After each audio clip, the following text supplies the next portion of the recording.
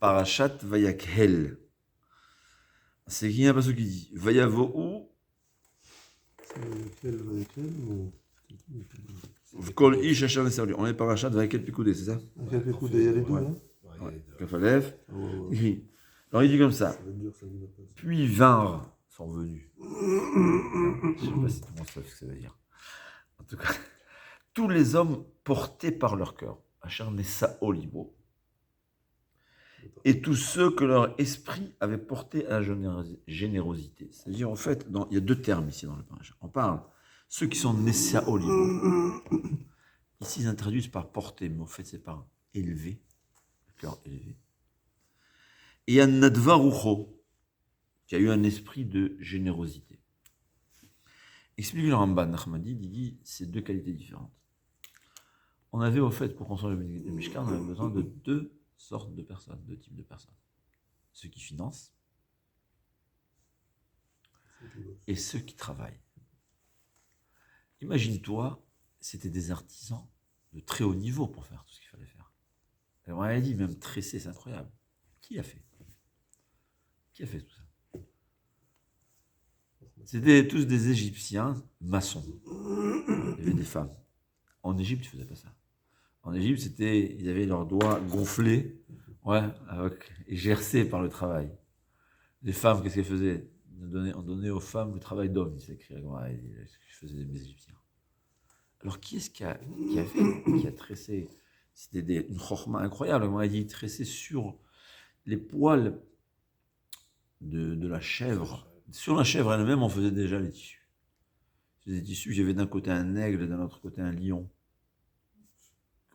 Aujourd'hui, c'est 5 ou 7 ans de travail, d'études, je ne sais pas combien d'années d'entraînement pour arriver à un niveau pareil. Comment il a fait? Dit le Ramban, c'est Nessa Olibo, porté par leur cœur. Il y avait des femmes ou des hommes, parce qu'on voit que c'est beaucoup de femmes qui travaillaient aussi. Il y avait aussi des travaux pour... Je crois que tresser, c'était les femmes, mais apparemment les autres travaux, c'était les hommes. Portés par leur cœur. Ils ont voulu.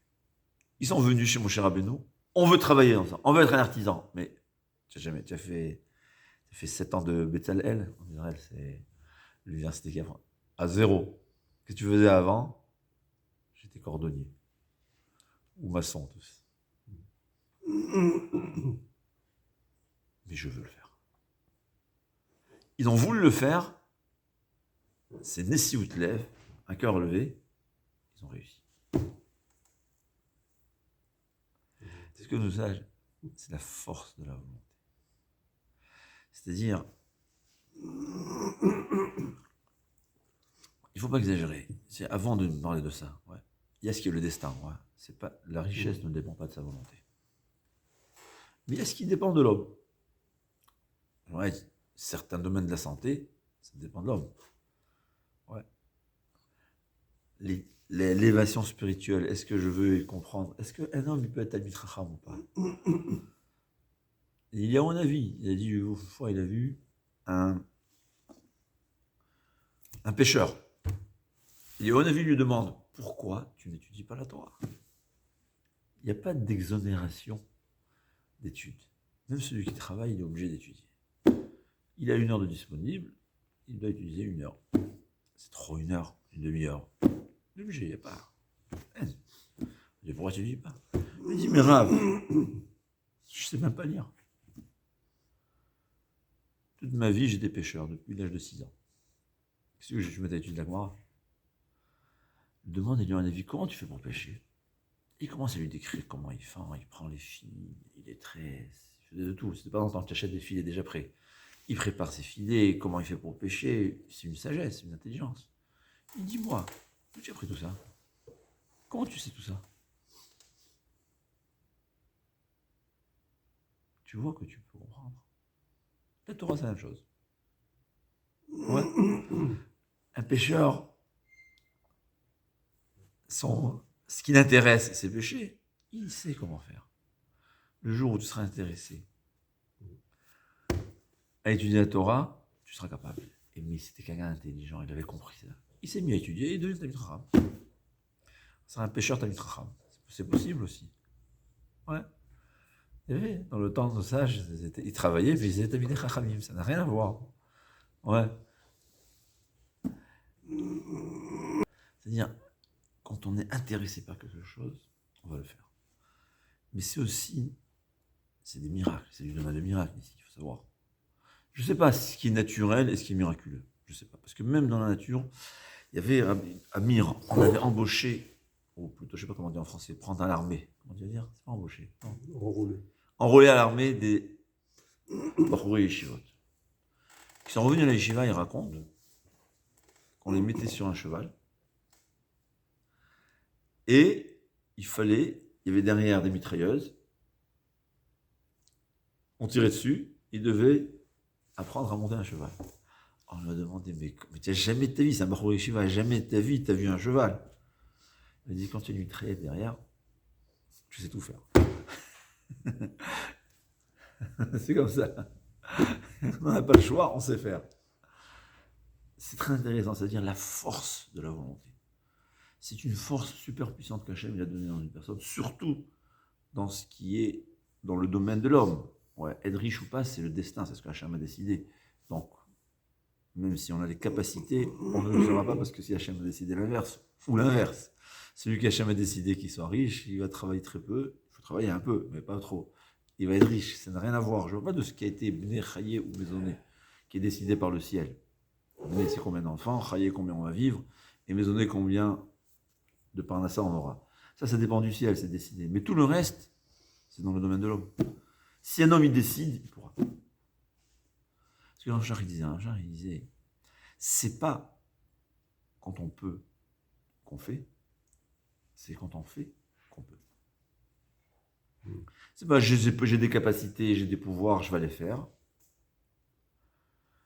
Non. Fais, lance-toi, Hachem t'enverra les parachutes. Chacun qui a construit une yeshiva, ou il a construit un endroit de Torah, il te dira. C'est un fou. Il s'en va dans le désert, il construit quelque chose, il n'y a pas un centime, il se lance. Mais ça se fait. C'est Hachem qui a aidé. C'est ça, c'est des saolibou. C'est l'élévation du cœur. Une volonté tellement haute. Je veux, mais tu es fou. Oui, je suis fou, je suis fou de Dieu. Alors je veux réussir quelque chose. Je veux faire quelque chose pour Akadosh Baruch Hu. Akadosh Baruch Hu va m'aider. Comment? C'est parce que c'est naturel, et aussi je verrai des Siyata Dishmaya exceptionnels. Tous ceux qui ont ouvert un kollel te diront Siyata Dishmaya. Des disciples. Ça n'existe pas quelqu'un qui a ouvert un kollel qui n'a pas eu de disciples. Pas eu de miracle. C'est comme ça. Chez Miled. C'est la même chose ici. D'ailleurs, puisqu'on parle de la force de la volonté, c'est Rav Dessler qui le dit. En davar à omet du fénératon. Rien ne peut contre la volonté d'une personne. Sauf, c'est quoi l'exception? Une volonté. Une autre volonté. Ouais. Si on veut étudier la Gemara, on va l'étudier. Maintenant, on a envie de se reposer aussi. On veut pas. Ouais, la paresse, c'est aussi une volonté. Ouais. On veut aussi travailler. On veut aussi s'amuser. On veut dormir. Ouais. Je veux dormir et je veux étudier. Qu'est-ce que je vais faire dans la vie? Hein? Ça dépend, c'est quoi la volonté la plus forte. Mais la force de la volonté, c'est la force la plus puissante dans l'homme. Dit Rav Dessler, pourquoi? Parce qu'Akadosh Baruch Hu, tout ce qu'il a créé dans le monde, c'est par la force, c'est seulement de sa volonté. Quand on dit Avayomer, c'est pas que Baruch Hu parle, on ne parle pas. Quand je dis je parle, je donne l'ordre, ça veut dire je veux quelque chose, je le veux tellement fort que je le dis, je le donne l'ordre. C'est ce que ça veut dire Vayomer. Hachem lui a pas parlé. Hachem lui voulait. Il a voulu, il a créé. L'homme, la force la plus puissante, c'est la volonté. En davar ha'omed lifnei haratzon. Rien ne peut contre la volonté. Chutz miratzon. À part la volonté. Quand j'ai deux volontés, c'est la volonté la plus forte qui va gagner. Raphaël Shmulevitz s'est envoyé à Yaakov Avinu. Yaakov Avinu, il n'a pas dormi 14 ans. Et Raphaël Shmulevitz a compris que c'était au sens propre du terme. Il demande, mais c'est pas possible de vivre. Il dit, tu vois, quand on a une volonté, la Torah, on a une envie tellement forte de Torah. Tu dis, Israël, combien ils dorment? Combien ils mangent? Comment tu peux vivre? C'est une volonté forte. Nessa Olibo, c'est dans tout. dans le personnel, dans le public. Un homme, il décide, ça y est, je ne peux pas vivre dans ce monde sans être Talmid Chacham, sans être capable de comprendre une morale convenablement. Il le fera, il le réussira. Pour que la Gemara, il faut un rave, et un bon rave. Il faut que le rave aussi sache étudier pour lui enseigner, évidemment. Mais c'est possible, c'est faisable pour tout le monde. C'est ce que Léon David a enseigné à ce pêcheur-là. Pas pêcheur de sang, de faute. Ouais, pêcheur de poissons. Ouais. Il lui a dit, si tu peux pêcher, tu peux étudier la Torah. Et c'est mieux encore. Dit, parce que dans la Torah, il y a une promesse. Quelque chose va nous aider. Pêcher des poissons, c'est pas évident quand même. Il n'y a pas une promesse. C'est vrai que le Borou le fait. Il n'y a pas une promesse.